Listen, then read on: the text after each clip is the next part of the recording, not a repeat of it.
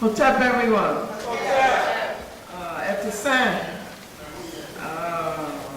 Kiambote, one of my favorites. So we greet each other in the languages of our ancestors because we are family and we are reconnecting the family. It's really an honor to have been chosen as a speaker by the Cipher. I love that name. And to attempt to meet the challenge of this particular subject. I'm glad for the challenge. Let's get started. We're going to look at something that we have great difficulty talking about.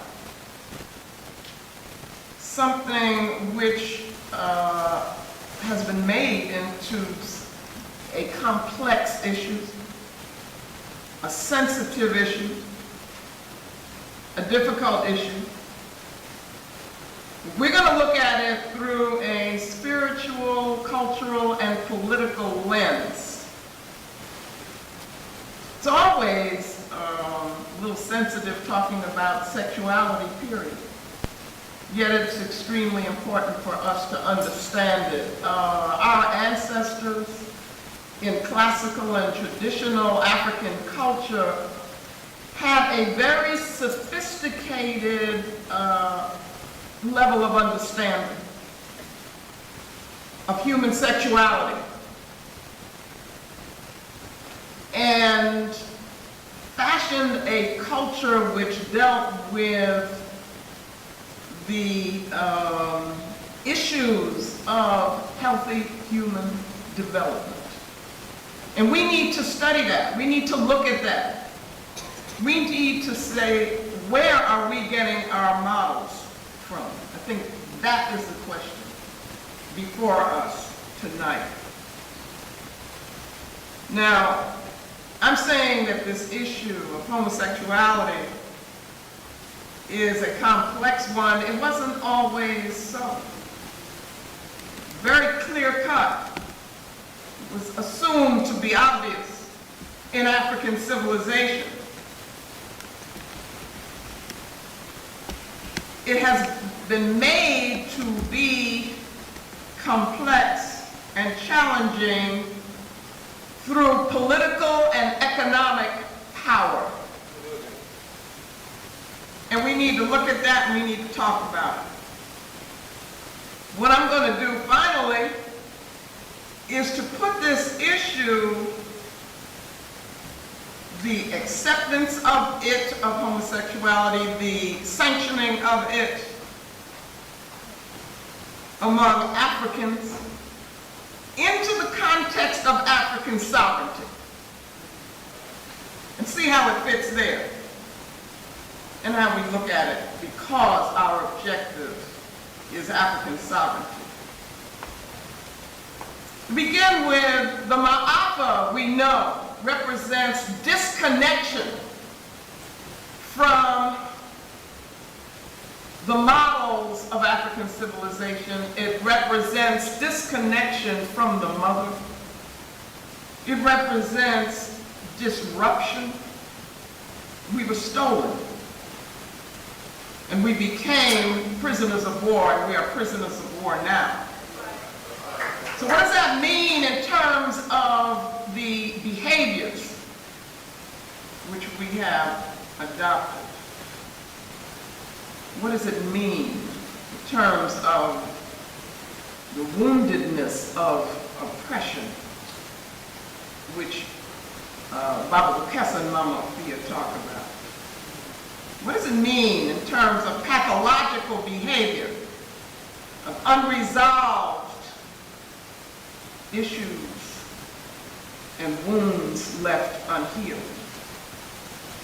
But in order for us to look at this clearly and understand it clearly, we need to establish the context of Ma'at. That is the African worldview, the balance that is Ma'at. How does sexuality look in the context of Ma'at? Well, let's see. As Africans, we are living and dealing with a spiritual universe. And that's a way of understanding how we relate to reality. The spiritual relationship. We're looking at creation, recreation, creativity, and we're looking at the objective of returning to the womb that is Ma'at. Sexuality becomes a kind of exchange and interchange of energy. And there's a special kind of difference, which is important. The difference between male and female is a critical difference. It's a good difference. In some societies, we talk about Nyama, and others Jia, and others Ashe. There would be a term in any African language which represents a kind of current or energy, which is biological. And it's like a bioelectricity we could talk about. That's sexuality. And it rests on appositional unity. Appositional unity is complementarity, which is essential in Ma'at. It is essential in the African worldview. So you get the male and female in complement to each other, which is essential for the concept of African life. And so there is balance that comes from that. The balance that is Ma'at, the mother, the womb, the wholeness, and it is manifested on every level. So we can talk about that on the personal level, on the communal level, on the cosmic level. We can talk about that in biological terms, in cultural terms. So therefore, for us as Africans, sexuality is translated into energy capable of becoming force and power. And that force and that power must be directed. It can be destructive. It can dissipate our energies. It can be constructive, contributing to growth and development. Sexual energy can be innervating, that is weakening, or it can be energizing and strengthening. We got to know how to use it. African culture is about that. And so we have to understand our sexuality in a cosmological context, in the context of African civilization. It's about creating a healthy context for human relationships. That is the function of African culture. That is the function of culture as we know it, is to pattern human energies. Africans together are creating structures, forms, modalities, institutions within which human potential is developed. Again, the African conception of human sexuality and human development is very sophisticated. Emotions, spiritual energy, power to be used to give us a sense of things that we use as intellect. rather than bad, it can lead to the understanding of sexual energy as connection to the universal life force. So we're not saying that sexual energy is a bad thing. We have to understand it in a sacred context. If we know how to use it, then it can work for our health. Knowing how to use it takes work. We got to do our work. It takes study, learning, instruction. And all of this took place traditionally in Africa. So it's like understanding any of the powers that we have been given takes work, takes attention, takes focus. Like the powers of the Orisha, of the Abasu, even of the Insamamfo, the ancestors themselves. We often think that sexuality is just automatic in terms of its meaning and how to use it. It's not true. Because we are erroneously thinking that it is only about pleasure. But then what is pleasure? How is that defined? In what context is it defined? That we're calling pleasure is only part of the significance of sexuality, and should not be the basis on which we make decisions. Again, sexual pleasure should not be the basis on which we make decisions.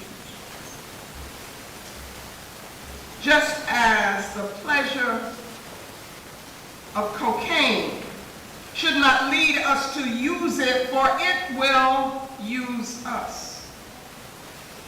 The same is with sexual energy.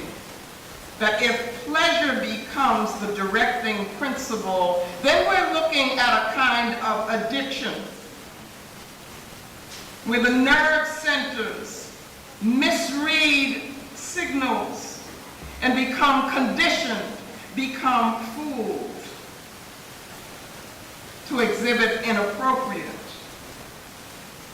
behavior and to escape from responsibility. Sexual pleasure should not be a form of escape.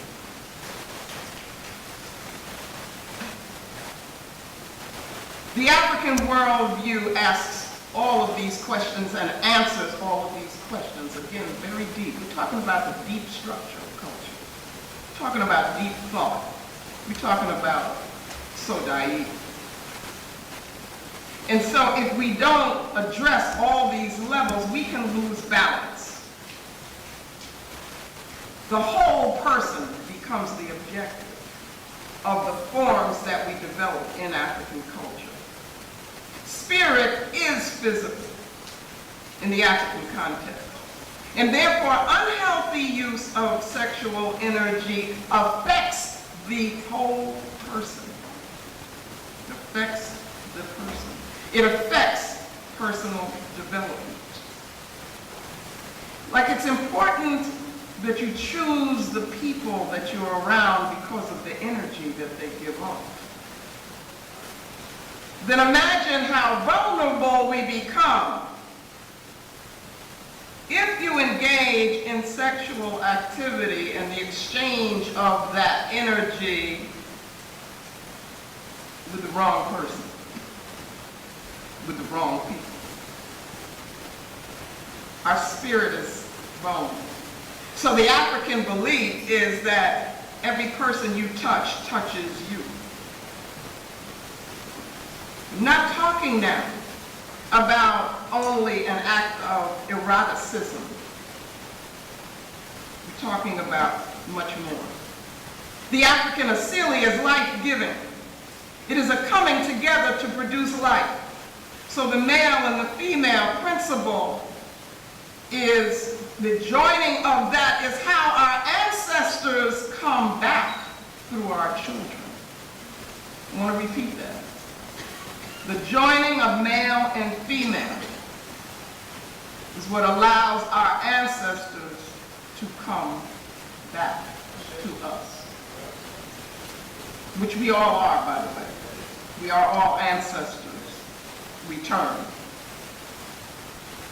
And so, again, to understand this, to use it properly, like anything else in African culture, and that we take seriously, takes time, takes discipline, takes study, and certainly learning. We have to learn that. And that's the context in which we need to be discussing sexuality, which is what we're talking about tonight. And so culturally, this kind of understanding, it becomes the foundation of the fabric of our culture. And the fabric of our culture depends on this kind of understanding. Politically, our political clarity helps to define who is friend and who is foe, who is family, who is enemy, who to imitate, who is African, who is non-African.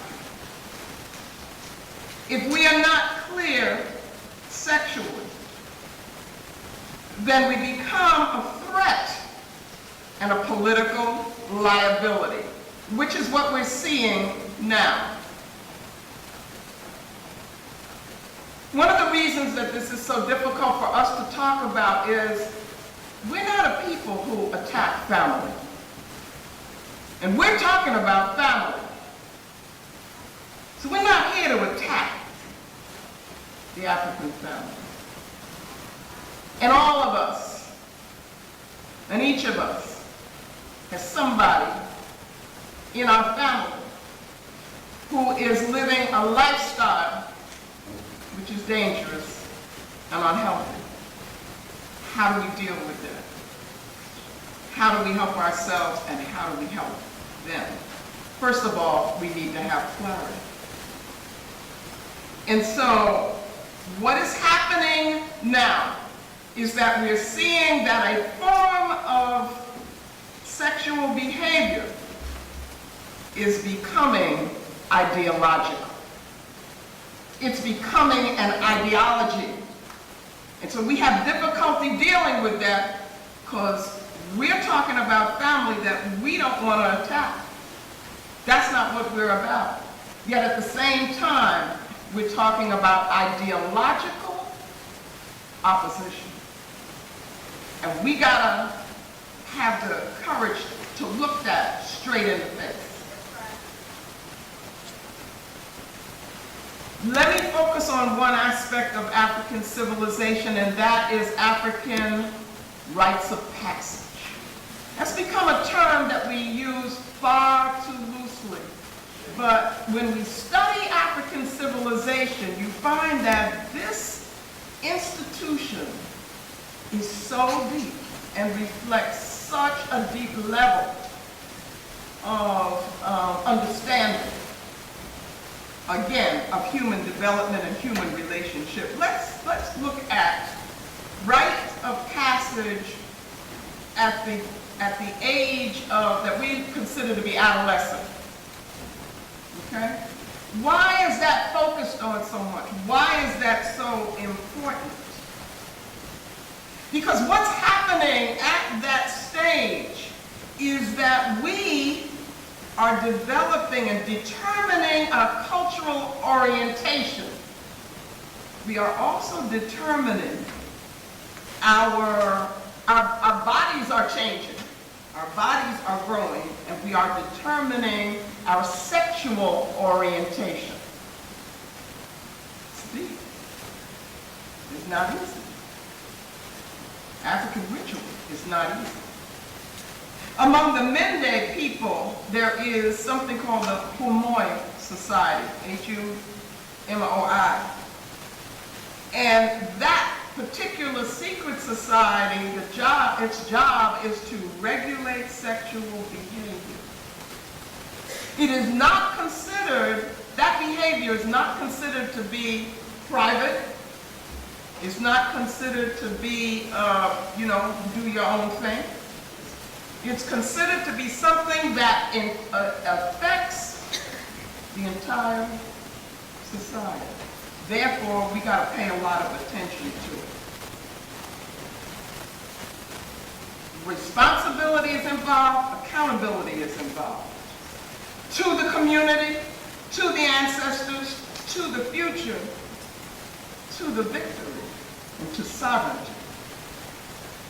All of that is the responsibility that we have as a people. And so sexual development becomes very important in the African context. And so we have classes. And the elders, specific elders, are assigned to the roles of this instruction in the proper use of our sexuality. So the adolescent rite of passage is a period in which we as Africans are able to address potentially destructive cultural hindrances. They are talked to, they are understood, they are listened to, and they are taught because they are essential and their health is essential to the future of the group. Now, at the same period where there is the focus of this rite of passage, the body itself is going through hormonal changes. Why do our ancestors pick that time, you see, to focus on these kind of deep questions? Young people are being prepared for positions of responsibility. They are being prepared for marriage. And marriage is seen as a political and a spiritual, a cultural responsibility. Marriage between two men, marriage between two women would be considered insanity in the African context of sovereignty. Not even a question, because of what the role of that marriage is, what it's for, the purpose of what it's for. And so, if this is a period of a potential ambivalence among young people, you're not clear, you don't know. You don't know how you're supposed to express what you feel is going on in you. This process of a rite of passage is to give clarity. That's important. We are dealing now in a society in which there is no clarity, and in which that kind of adolescence doesn't get resolved. People don't get clarity, and so you have a society which is being run by adolescents. That's what European culture is.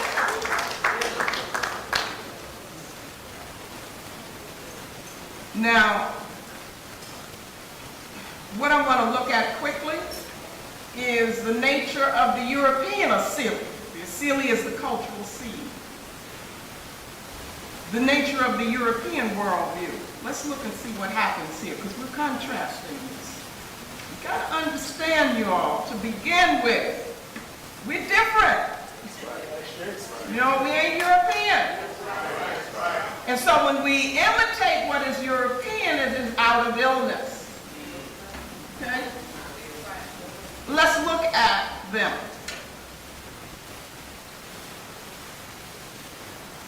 The culture, the worldview represents a repudiation of the Maa'atic order.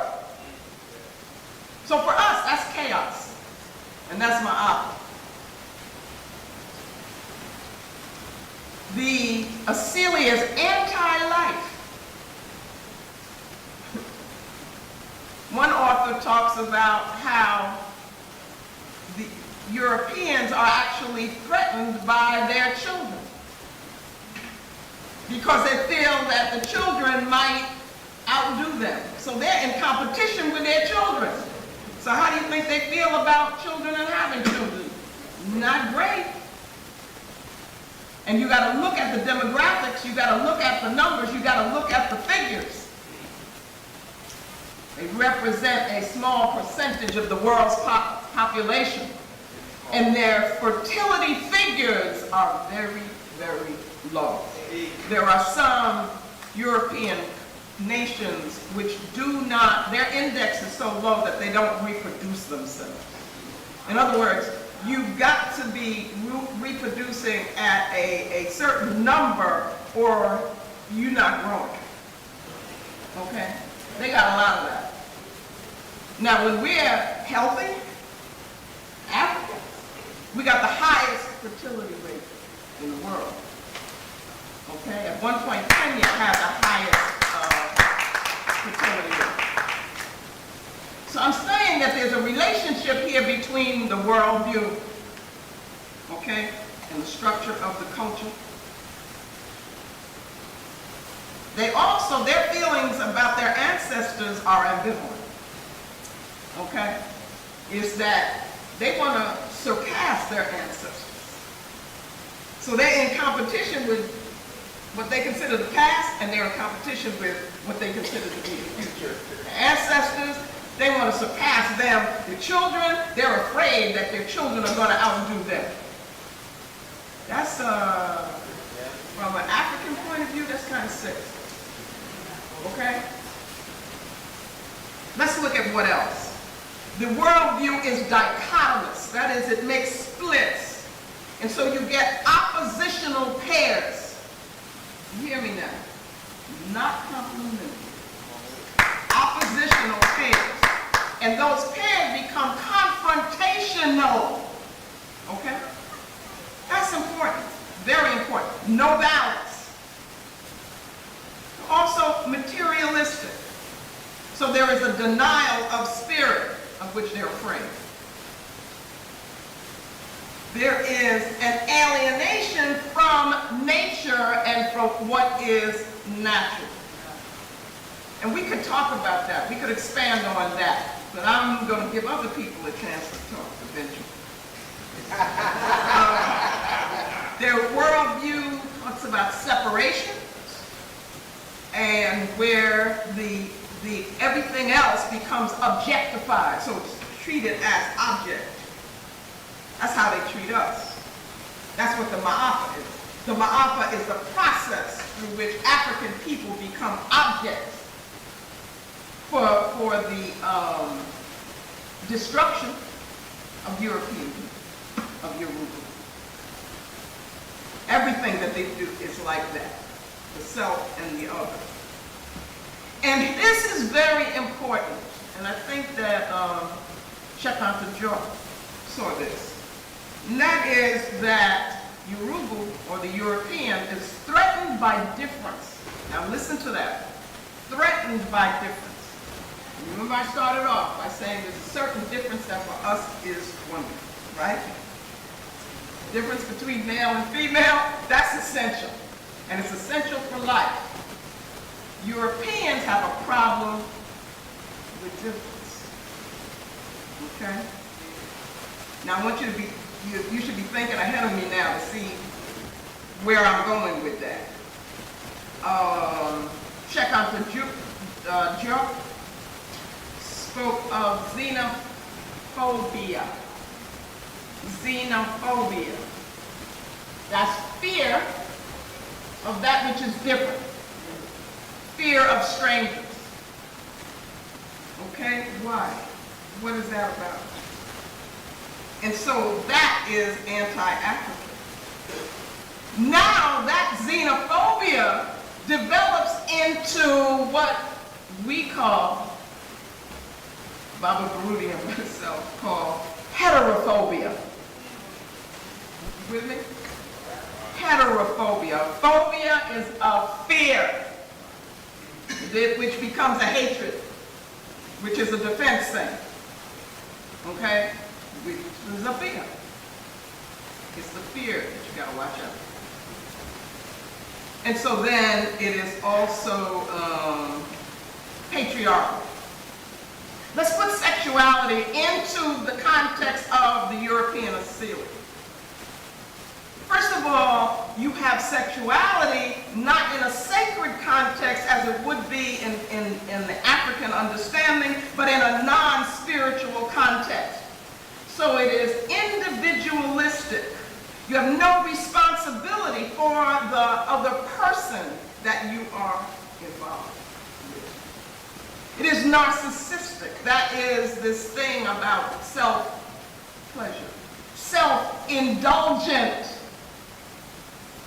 That's a big problem for us Africans here in this society, because that's what we get bombarded with on the TV, you know, in the media, in the songs, and all of that. Our children, our young people, as well as us, are getting bombarded by this kind of do-your-own thing, self-indulgent, narcissistic thing. You know what narciss? Yeah, it's the one who looked in the mirror and just fell in love with, if they could talk about love, but just became consumed with his own image. And let me take a second here, because it fits right here, and show you how it works when we don't use our own worldview as a reference point. I met a young sister, and she proudly told me, and she was thinking, oh, hey, I'm into African worldview and your work and all of that. So she proudly told me that she was studying, no, she had a card, and on the card it said human sexuality. So I'm like, what is that? You doing that in school? So she said, oh yeah, that's what I'm doing, you know, and she was real proud. And I said, well, what is it? How does it work? What is it about? She said, well, you know, it's the different ways that human beings express their sexuality. I said, like what? She said, well, you know, male and female, and then I said, and you talking about homosexual? She said, yeah, that's one of the ways. And they had a term, I don't even think it was homosexual, but they had a term for that. So I said, well, what else? And she said,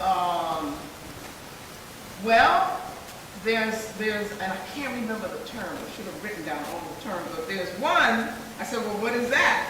Where you like everybody. Okay, there's the bi, but then there's also some kind of universal thing where anything and everything, okay? Then there was something she called autosexuality. What is that? That's where you're turned on by yourself.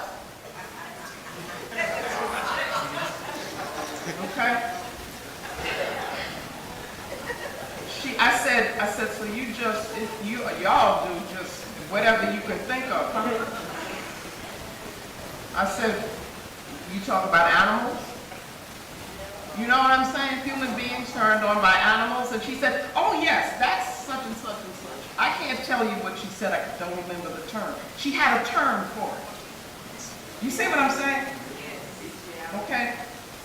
Which is that we have to look at academia and how it fits into promoting the European worldview, and what for us as Africans is illness within that worldview. It legitimizes it and validates it by giving it a term and making it academic. So because she could, you know, run off the names of all of these crazy, bizarre illness things, then it had legitimacy for her, and she didn't even realize that what she was doing was being taken over, being a victim. She was being a victim, made a victim of European worldview and therefore the oppression of what is African in us.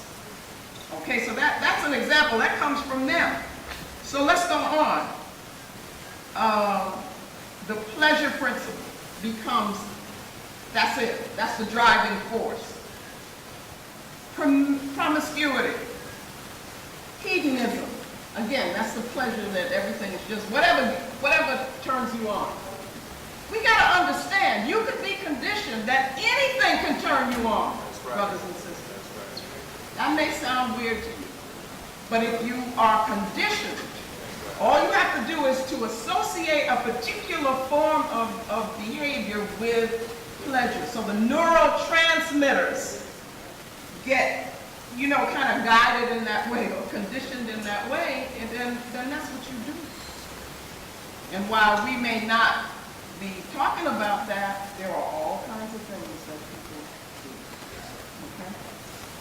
Which may not be healthy for the family, for the culture, the community, and which certainly is not taking us towards sovereignty. So you get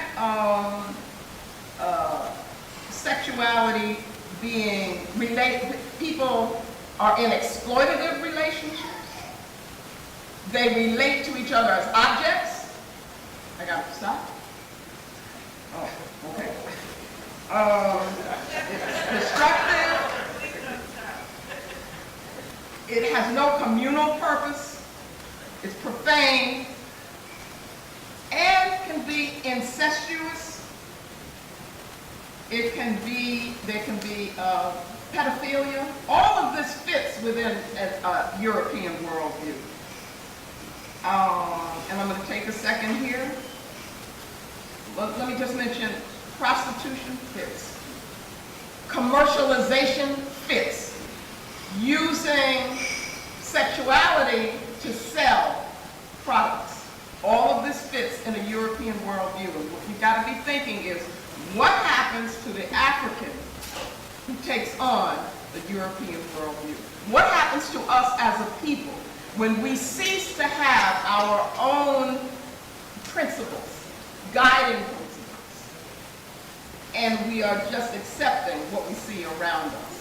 Okay, these are some of the things that it becomes trivialized, it becomes casual, and I don't know if you realize it, but there's a whole thing about anonymous sex, where that's what turns people off. Where you actually can walk through an area and there's some kind of signals that people have that you go in the bushes and you're with somebody that you don't know and never see again. It may sound bizarre to you, it's common. It's common in the parks. It's common in Central Park. What I want to mention to you, and all of this, there can be an avoidance of mature relationships. Okay? But if we look at Plato, and I suggest you read the Symposium, if you're interested, but it has a whole theory of how human sexuality came to be, where human beings were cut in half, not half this way, but half this way. Sound a little bizarre? And this is Plato now, okay? They're the smartest person. So what happens is that there is always the desire to get back with that other half of you. Not, you know, like if you talk a male, get with a woman. It's a male with a male because you're trying to be whole. That's what Plato says. All right? I was going to read you something. Now this person is talking about, is promoting homosexuality. And so she talks about Plato, and she says that Plato described the love of a young man learning along with philosophy, and that this person is then transported by passionate desire. And he depicts these pairs of lovers as spending their life together in the pursuit of intellectual and what they call spiritual activities, combined with political participation. Now, it says that this kind of activity doesn't prevent them from having a wife at home whom they saw only rarely and for procreative purposes only. I could go on with Aristotle and so forth, but I want to mention that. Mentor, the term mentor that we use as a relationship of an older teacher with a younger person came from the Greek mentor who was a babysitter for, I'm not sure who it was for. Who was it? Yes. When he would go off to war. Well, Bob, if you're going to talk about it, he would go off to war, then he would be like a babysitter. It was a justification of a homosexual relationship between mentor and his young sons. Okay? Now, so I mean, I'm showing you, if you got any doubts about the origins, the foundations of European culture, and where these practices come from, we got to look it squarely in the face. Okay? Among the Spartans, everybody knows Sparta? You've got Sparta, you have Athens and all of that, and they're Greeks, and the Spartans were in fact, they got a thing on TV now, right, about the Spartans. I'm going to have to look at that. But they were supposed to be warlike. Well, listen to what they did. They were producing these fighting soldiers. And so what they did was, they would take 5- and 6-year-old boys and, you know, they would begin there, okay? And before that even, there was the practice of infanticide. And infanticide was that you would kill off anybody that you saw with an infirmity at all, that you thought, you know, wasn't really going to be strong and powerful, okay? So then they get these boys that they think have the potential to grow up into warrior soldiers. They then force them into homosexual relationships where the older men would introduce them to those kinds of practices. And the idea was that they would become submissive and live and grow up in an all-male environment, and that this would make them better soldiers. Okay, again, women would only be used to have some more soldiers, some more, okay, men, warriors. And there was a practice at one point of female infanticide. Okay. Now, the man was considered to be perfect, to represent perfection. A woman was a man that was imperfect. Something had happened in the womb to make her not a man, and that was bad. Okay. So, and Plato had the same thing. In fact, you were born as a woman, you were punished.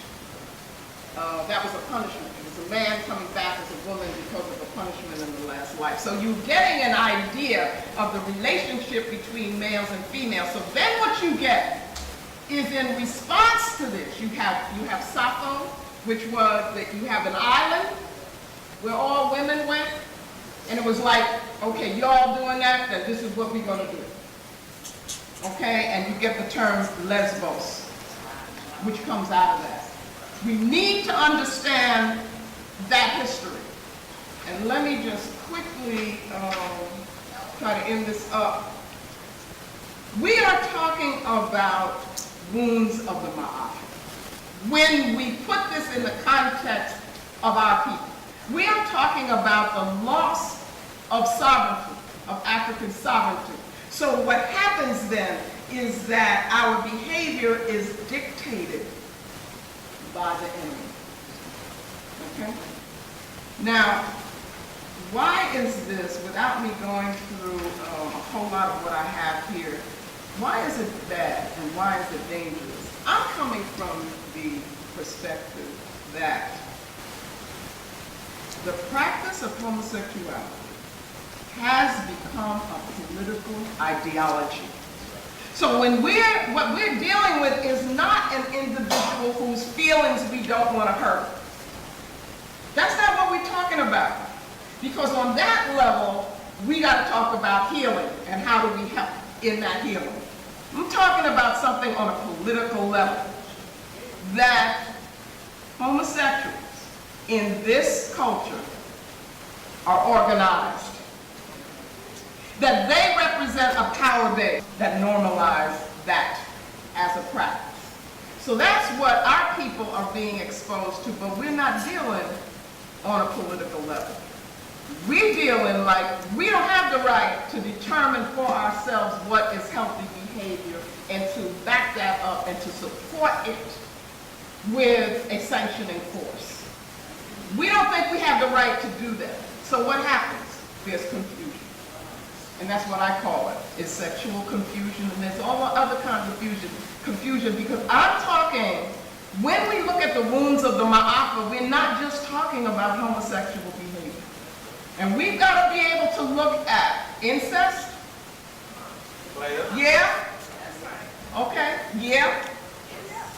Rape. That's right. Child abuse. That's right. Within our community. Where does it come from? What do we have to do? How do we address it? We cannot take a wound or a woundedness or an illness and make it into an ideology. What we have to do is to look at the illnesses in our community and in our family and do the personal work that has to be involved in the healing of those things. So we can't be afraid to say, this is illness. Okay? And I'm here to help with whatever kind of investigation we got to do to look at how it's healed. But I'm not going to say that it's not illness. Okay? And then, finally, oh, by the way, let me mention these things quickly, is that I take great offense at people who would promote that lifestyle and choose to be in that lifestyle and then use African culture, use African spirituality to justify it. Because what they do is they're lying about what is ours. So you have people who are doing that. You have articles that are doing that. There was this author, Lord, who she wrote, and she's the first time that I saw the term homophobic used. You've got to be careful with that. That's like anti-Semitic. It's like, they're going to tell you that your opposition to homosexuality is because you're afraid of being homosexual. Okay? And then we get intimidated by that. We don't want to be called that. It's like somebody, because I'm talking about sovereignty for African people, and they're going to tell me I'm racist. I'm like, if that's your term, then that's what I am. Okay? So that, I don't have time, I'm running out of time, and I don't want to hog this place, but Audre Lorde also talked about woman-to-woman marriage, saying that Africans really believed in homosexuality. There's no such thing as woman-to-woman marriage, and I can tell you that as an anthropologist, as an African-centered cultural scientist. Now what they're talking about is in Dahomey, where you would have a situation. Dahomey was a patrilineal society, which means that wealth got handed down through the male. that meant that if a woman was a businesswoman and she acquired some wealth and so forth, she couldn't pass it on to anybody. So what she would do was to kind of adopt a younger woman with a husband and her children, like a family, and then pass it down to them. You got that? Yes. Herskovits, who was this European anthropologist, said in his description of that, no doubt, these are his words, sometimes this was used as a cover for female homosexuality. He's speculating, and he says sometimes probably, and then what happens is, because it's written down, that gets used, and people now talk about women-to-women marriage. There is nothing that can even be translated as women-to-women marriage. The words are wrong. Okay, so I'm here, I had to say that because I'm here, I'm an advocate of African culture. And I'm going to tell you that throughout African societies, that male-male sexual relationships are looked at as unhealthy and not good for the society. That female-female sexual relationship is looked at as unhealthy for the society, and steps are taken to make sure that it doesn't happen. And with that, I'm going to stop talking.